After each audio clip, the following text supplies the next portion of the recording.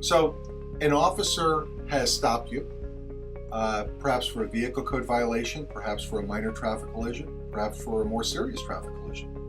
And now you're being questioned, you're outside of the vehicle and you're on the side of the road, and the officer asks you to perform certain tests commonly referred to as field sobriety tests. Should you agree to do those tests? Field sobriety tests are not required by law. They're not required by the vehicle code. They're not required in order to keep your California driver's license.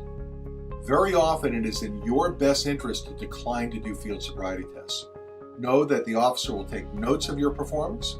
Very often they're videotaped. They could be played in front of a court or jury. And most often, officers do find that you do not satisfactorily perform the tests and that the tests and your performance on those tests show impairment. So generally speaking, declining to do the field sobriety test is generally in your best interest. Understand this, however.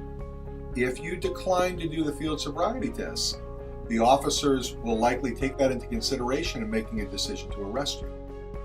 There are certainly a number of cases, many cases, where people perform field sobriety tests, the officers find that they performed them satisfactorily, and they're released on their way.